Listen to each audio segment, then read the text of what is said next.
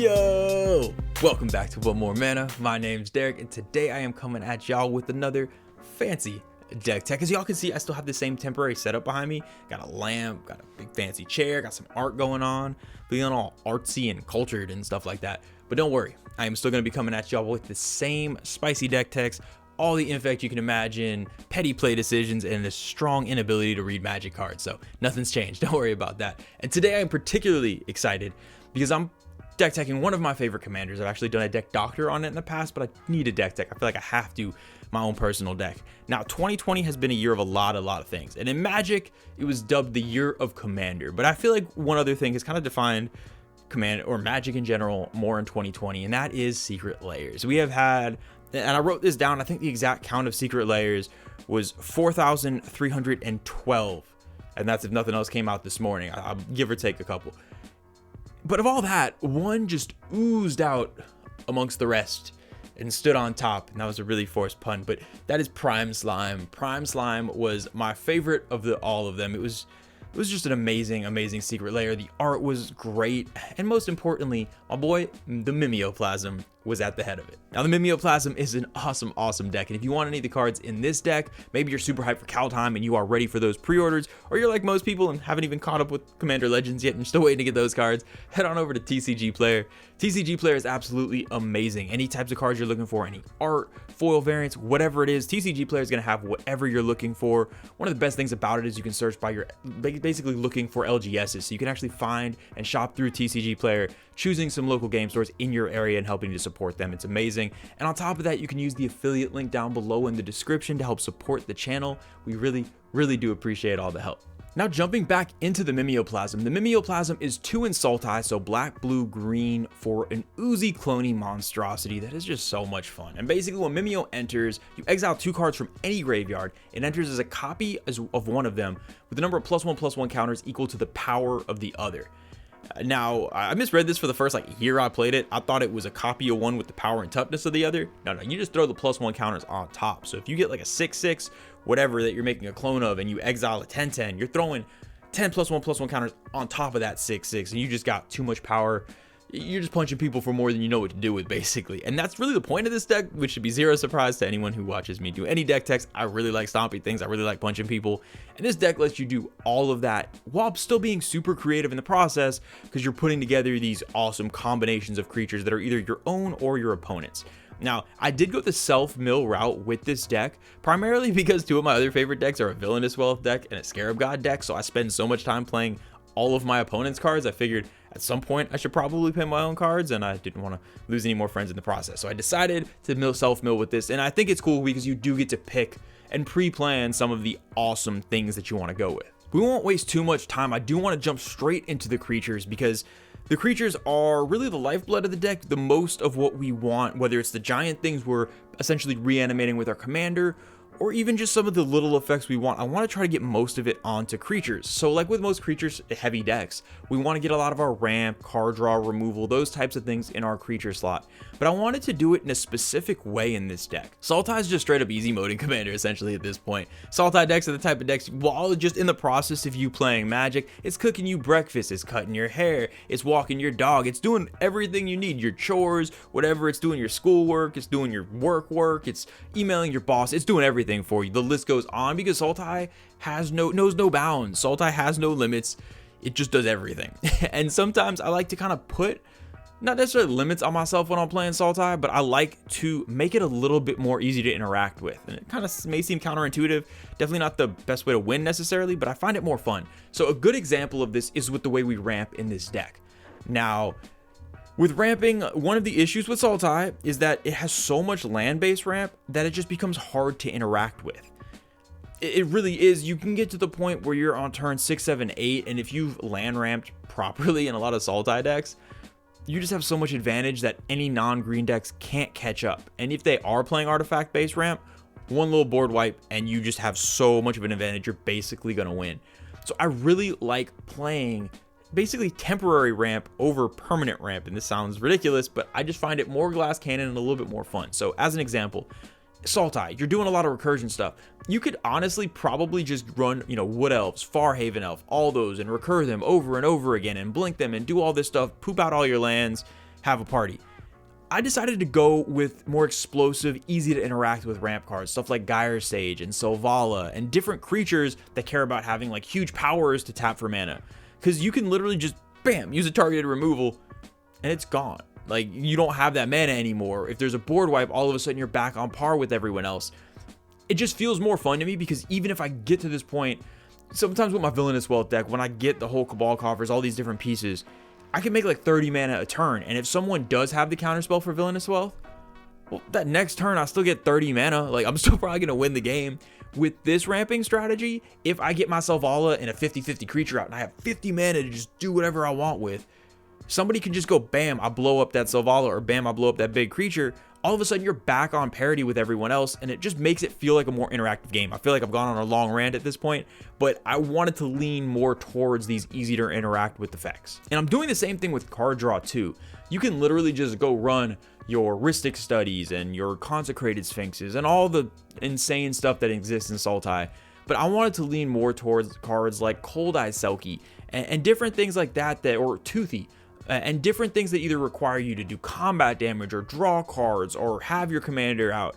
Different things that are more conditional, that can be interacted with pretty easily, to be honest, but still give you those big effects. I found it to be really, really fun. The game seemed really, really interactive, and believe me, it can still go off, but it doesn't just feel like an inevitability. Now, I mentioned removal as well. We're obviously going to be running that whole suite of the ooze cards, because, like, let's be honest, thematically, the way I build decks, if I buy a Secret Lair and there's a commander inside and I can physically force every card in there into the same deck, I have to. Like, you can't, these arts are beautiful on these oozes.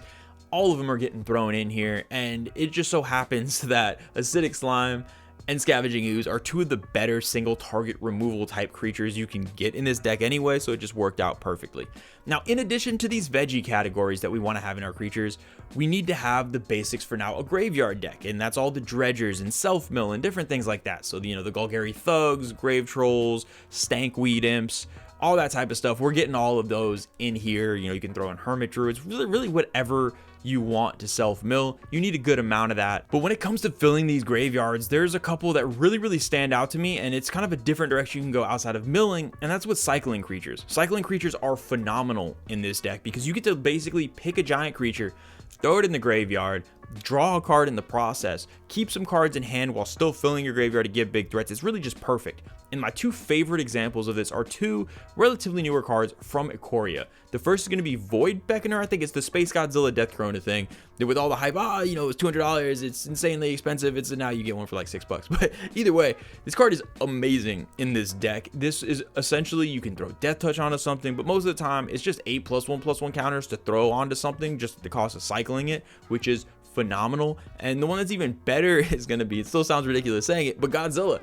I think it's Titanothrex is the original card, something like that. Either way, the Godzilla you see on screen, it is 11 power, 11 toughness, big old body, big old booty, and it can cycle and throw trample onto something. This has every utility you want. It gives, you know, trample to a massive commander you already have. It gets in the graveyard to either become an 11/11 or throw 11+1 counters. This is just an all-star in this deck. One of the most powerful cards you can have in here.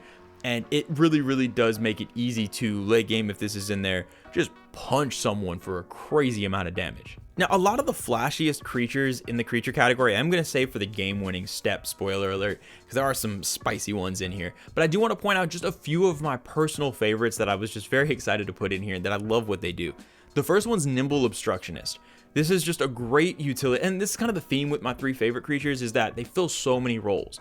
Nimble Obstructionist works as a weird sort of pseudo single target removal spell, essentially. It has that cycling tech, so it keeps cards in your hand while throwing creatures in the graveyard, and at a backup, it can serve as a finisher, which kind of might seem weird, but it's just strictly better in this case than running some sort of similar instant or sorcery based effect. Because basically what you can do is early game, you can use its effect to counter something. Doesn't matter what it is really, but the late game value, having just a flyer in your graveyard is so powerful in this deck, because even doesn't matter what the initial power toughness is. We just take that Godzilla we just had, exile that, throw the 11+1 counters on this, all of a sudden you have a massive flyer to punch people with. And that's the mistake I think I made in my original Mimeo build, was I focused so much on only big creatures I forgot sometimes you just need 2 creatures in your graveyard because you can't rely on other decks to supply you creatures. Most times other people have stuff die, so you have the availability of creatures, but you in this build you want to rely on yourself to have what you need. This is just a great utility to have. And on a very similar note of just having a late game flyer to punch with, Runescar Demon. Runescar Demon is so good. It is a tutor, but I'm not usually super heavy on tutors. Typically I think tutoring kind of takes the excitement out of the game for me sometimes, but with this particular tutor, it comes on the back of a giant flying demon that's ready to punch people, and that makes up for it for me. So I am very, very excited to play this card every time because you can go ahead, exile it, make a copy of it, throw a whole bunch of +1 counters, tutor for really whatever you want. It could be a big stompy fun effect. It doesn't have to be a game ender because you already got a game ender on board with this giant demon ready to punch people. And the last creature I want to talk about is a card that I feel like has gotten outclassed in a lot of decks and just in Magic in general, but it's a card I love nonetheless, and it is Terrastodon, Angry Dumbo themselves. This is just such a cool card. Basically, if you're not familiar with it already, it's a 9/9 elephant that blows stuff up and gives other people elephants. What more do you need? In this deck, it's even better though, because you have the enter removal effect, but it also serves to throw +1 counters if you need that when you're playing your commander. It itself can just be the base body if you do need that removal spell. It's essentially repeatable because you can cast it if it dies, then use your commander to bring it back. It's a very, very powerful effect, and 9 times out of 10, the scariest thing on board are going to be non-creatures. So being able to blow up non-creatures and pick 3 of them, it's still insane. Even if it's not the most efficient type of effect for this anymore, still super powerful. Anyway, let's move on to the enchantments, and the enchantments have a few that there's not many, but the few are in here are amazing. The first one I want to talk about is Hadanas Climb. Hadanas Climb is a card that I force in basically any deck I can get it in, mainly because I really like the art and the foily double-sided thing is beautiful, but also because like buffing things and giving them flying is just fun. And anytime I have any +1/+1 counter synergies in a deck, I'm gonna find a way to force this card in. Basically, it lets you put +1 counters, which we're not super concerned about in this deck, but basically this card reads, if you have your commander out, this is gonna flip, double its power, and swing at something to give it flying. This is just a really, really good finisher in the deck, and it's just not at much of a cost. So this is something, this is not a heavy +1 counter theme deck, but just the fact that your commander cares about it matters. And the next one I want to talk about is a card I actually haven't had a chance to play in a deck yet, and I'm very excited to finally do it, and it's Titan's Nest. This card is really insane because it just gives essentially all non-X spells delve, and it lets you mill a little bit too. The thing I found with this card is in so many decks that you want stuff in your graveyard, you don't want to be delving away so many things. And it's great to cheap mana, but the issue is then you just start running out of stuff in your graveyard. In this deck in particular, you really only want select cards in your graveyard. So kind of just trimming away the fat essentially and exiling other things to cheap mana cost is super powerful, not to mention it fills your graveyard also. And then the last one in the enchantments that is amazing, and this is not breaking news, it's a very popular card, but particularly in here, is Pernicious Deet. The reason why Pernicious Deet is just so ridiculous in this deck is when your commander is coming out as clones of these massive creatures a lot of the time, the CMC on your commander tends to be so high that you're essentially going to use Pernicious Deet as a kill everything except your commander. And when you're in a situation where your commander is as large and scary as it is, that's could be just game ending sometimes. You can just wipe everyone's creatures away, have this giant thing and just punch somebody with it and they don't have a response. So board wipes in these types of decks are always interesting because you want to have big scary creatures and you want to be the threats. You don't know, you have to pick the right spot to board wipe. Pernicious Deet gets around that because you're basically going to keep all your scariest stuff. Now moving on to the Planeswalkers. Now y'all know I'm not the biggest fan of Planeswalkers. I tend to avoid putting them in decks. But then I kind of came across and realized the 2 that I wanted in here, and I was like, you know what? Maybe. So I decided to go with first Nissa of Shattered Bows. Bows or bows, whichever way you pronounce it, it doesn't matter. She's still just as good. She's got landfall, and she can go ahead and reanimate things. Not gonna lie, the main reason I put this in here is because I opened it in a pack and the art's super pretty, so I was like, it's gonna go in a deck. But I can also convince myself that it is great in this slot and I need some extra reanimation effects, so it does that as well. And then the second one is Tamiyo, Collector of Tales. Now Tamiyo is just the alternate art Japanese version of this card is absolutely beautiful. You have some cool utility with not having to sack creatures because you have this massive commander most of the time, which is super awesome. But really, the loyalty abilities are where it's at with this card for this deck. The minus is really cool because you do get to bring something back from the graveyard. It doesn't have the threat of an ultimate, which makes it easier to stay out. And the plus ability is one of my favorites, mainly because I have a strict rule with myself for this plus ability. And that is that I have to always name Villainous Wealth. It doesn't matter if I've played the card already. It doesn't matter if it's not in the deck or if it's just, yeah, it's going to be Villainous Wealth every time I name it. Now, this has put a little bit of strain on my relationship with Tamio because she's all like, Pero, like, why are you going to be naming a card that you just don't have? Why are you naming a card that you've already played? Why are you insisting on naming a card that is not in this color combination? Well, yeah, I don't have an answer for that, but I'm going to do it anyway. Now, with the artifacts, we have two of my favorite cards that have been printed. I believe they were this year. Again, I can't keep track. And that is one, the Ozolith. This card is just really powerful. I don't know how good it is in the deck, actually. I've played it a few times and it's been decent, but it seems really fun because it's one of those that's kind of like in your magical Chrysalis land. It's going to be perfect because your commander is going to die. You're going to throw all the +1 counters, recast it, make it even bigger and scarier. This is not a full-on +1 counter deck, but just because it's at the cost of 1 mana, it has enough of a fun upside that I do think it deserves the slot in here just to be backup. If your commander dies, you have +1 counters to throw onto something else. And the Great Henge is the other one. This card is, I talked about how Sultai, you know, cooks your breakfast, does your taxes, does all that. The Great Henge then picks up where it left off and starts doing all the chores for your kids as well. The Great Henge is ridiculous. It's basically always going to cost you 2 mana. It taps for mana. It gains you life. It draws you cards, etc., etc. It is insane. It is an absolutely broken card. I think it's gotten kind of expensive already, but if you do happen to have a copy, this is just a perfect deck for it, as is literally every other deck with green in it. Now, there's one more artifact I wanted to mention in this category, and it is Birthing Pod. And this kind of gives into a category with Necrotic Ooze, which is also in the deck, of potential combo pieces. Now, I don't really like to run combos too much, mainly because they hurt my head, but if you're a combo player, this can also be a very fun deck for you. Necrotic Ooze is parts of all types of combos, and using Birthing Pod in combination with different cards like that and setting up different graveyard-based combos is a great alternate win con for the deck. I do think it is a very fun direction you could take it as a backup win con to just punching people. I kind of stuck with just punching people, but I do think that is a valid route to go, and there are a lot of the base pieces already in here to go that route. It would kind of just need that spark to, you know, help it take off. Now with the instance, there's a good amount of targeted removal in here. Now I want kind of targeted removal light, to be completely honest, compared to other decks that I do build. I tend to go pretty heavy into targeted removal. But this deck is not really about that. It's kind of just trying to be big, stompy, and have fun. So you want some removal because you can't just not interact with the board, but it is lighter than other decks. And now I know there's been this whole discourse about all these scary new cards being printed. Just play more removal, play more cheap removal. And I mean, no, I'm probably just going to play stompy stuff and die to combos. But this is the category that if you do want to make it a little bit more competitive and have more interaction, you can just kind of stock up on here. It's an interesting conversation as far as kind of finding that right happy medium and all. It's an important conversation, and I'm glad we're having it. Now with the sorceries, we have some really fun cards in here and really some pseudo game winning step type stuff in here. I love running living death type effects in this deck. It's not the type of deck where you're just pooping creatures into the graveyard and trying to just throw them up back on the battlefield. Not that's a visual.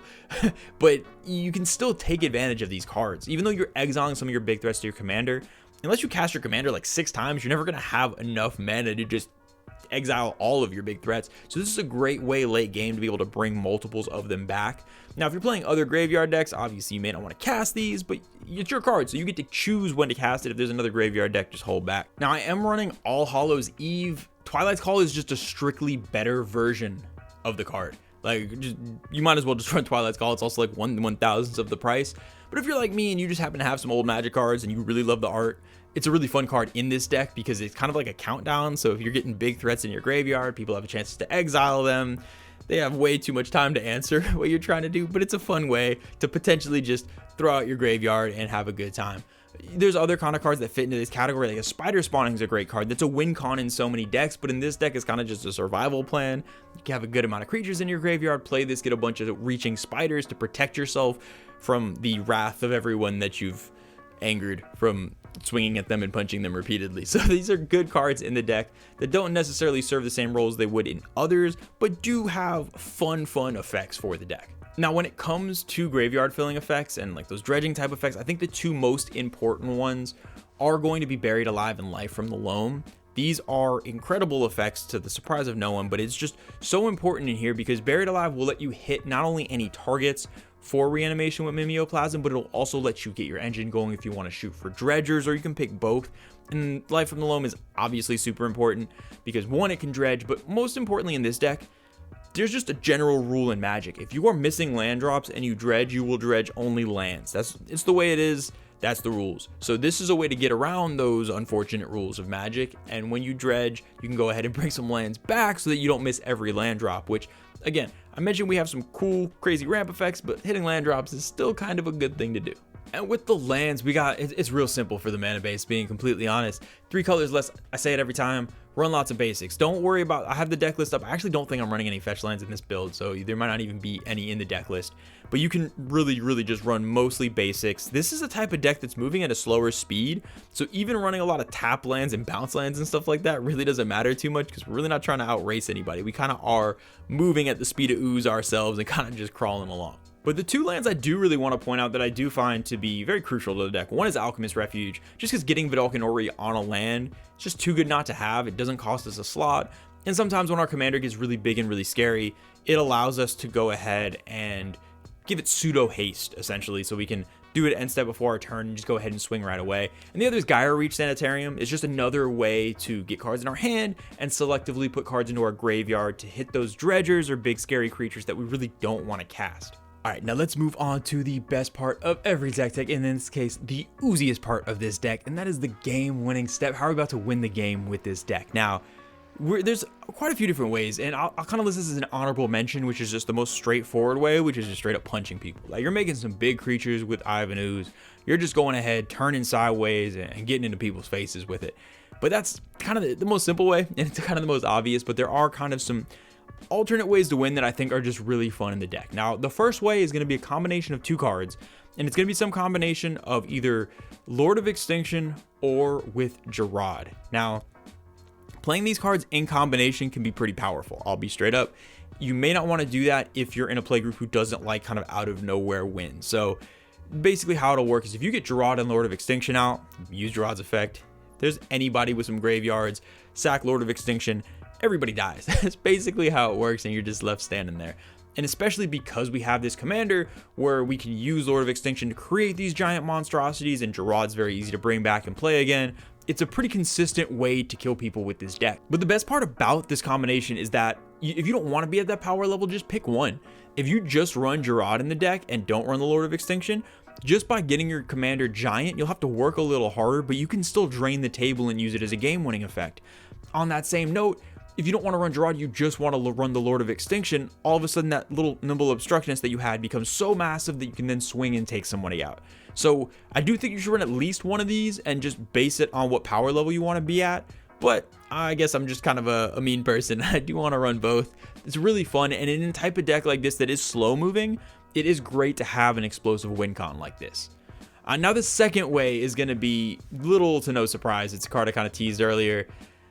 It's Villainous Wealth, but what I love so much about Villainous Wealth in this specific deck is we can use our commander to copy things like Gyre Sage and throw a whole bunch of +1 counters on it and generate what is known in the metric system as oodles of mana. We can make so much mana and just Villainous Wealth the crap out of people. It is amazing. One thing I will say as a disclaimer, definitely check with your playgroup before running Villainous Wealth. It should have those little like disclaimer on the bottom of the screen in tiny letters. One Mormon is not responsible for any flipped tables, ruined friendships, or drinks splashed in faces. Please Villainous Wealth responsibly. Contact your doctor prior to casting Villainous Wealth for more than X is 10. Because it is mostly basically everyone's playing over webcam right now, you will want to come prepared, and there's a very specific way to play Villainous Wealth. One, make sure you have Infinite tokens or something like that. Don't be Villainous Wealth in people and then nothing to represent cards, and it's just kind of, I think I win. Don't be that guy.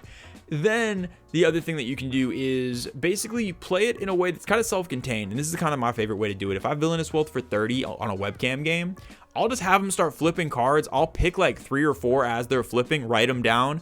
I cast those, I have a good time. I don't like the generic Villainous Wealth, oh, I cast all your decks, so I just win arbitrarily, I don't know how. Not a fan of that, but even just, Villainous Wealth 30, pick 3 or 4 of their best cards. That's enough to put you in a position to win the game. Now, when we all get in person and we're all feeling safe and everything at some point in 2045, go ahead and go back to Villainous Wealthing for 40 and just flipping a deck arbitrarily. But we're on webcam right now. We gotta make some sacrifices to get our lovely Villainous Wealth side.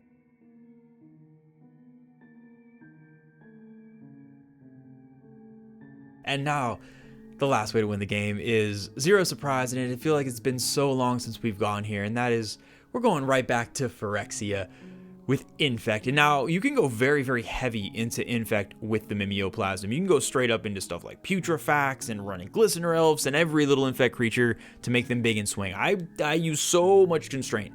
I am a very responsible person. I only put 2 Infect cards in here.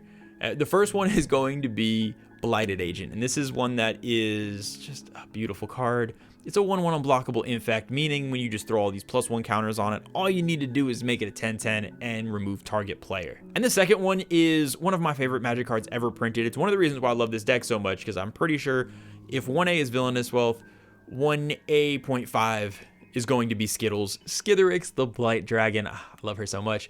She is just a beautiful piece of Phyrexia. And when you throw +1 counters on her and can give her haste and she already is flying, it is remove target player very fast. I love it so much. But hold up. Before you start telling me I'm a bad person or telling me that Infect is awful and look how mean I am and Infect should be increased, which 10 is perfectly fair. The reason why I think these are fair effects is it can only take out 1 player at a time. A lot of just so many game-winning combos and stuff just end the game. Bam, I just murder everyone. Bam, I have so much advantage, I'm essentially going to win the game. Bam, I'm playing Sultai, so I won before the game started. Doesn't matter. With this type of effect, you're literally just going 1 player at a time to win. Meaning, if you swing your Skittles, take 1 person out, you are immediately threat number 1. I mean, that person that just swung at is just sitting there like, I didn't ask for any of this. And you're just, you know, the bad guy. Meaning the next person is going to directly try to kill you. So a lot of times it kind of self-checks itself. It speeds up the game because 1 player is dead and you're probably dead shortly after. I think it's perfectly fair. Now, again, this should just be a disclaimer for most of this deck. Check with your play group before playing these cards. I think it's perfectly fair to get a taste of it. If you don't go too heavy into it. And it's also kind of telegraphed because, you know, you have to mill it first. So Skittles is just going to be sitting in your graveyard most of the time. They're going to see it coming because it's not like you're playing it out of your hand and buffing it. So I think it's fair, but that is for every play group to decide. But y'all know, man, I couldn't leave out any Phyrexia, and especially in a Mimeoplasm deck, one of the best Infect-based commanders. I had to put my girl Skittles in there. That is gonna do it for this week's deck tech. I really hope y'all enjoyed it. This deck is a really, really fun deck. And like I said, one of my favorite things about it is that flexibility. It's one of those decks where you can switch out 5 or 6 cards and honestly, it can feel different every time you play it because you're going after different targets within your deck. I really, really highly recommend this deck to newer players as well. While you can still be creative and put really cool play patterns together, it's fairly straightforward, and I know when I first started playing, it was one of the decks that really, really made me appreciate and start loving Commander. And as always, a huge shout out to the patrons. We love and appreciate y'all so much.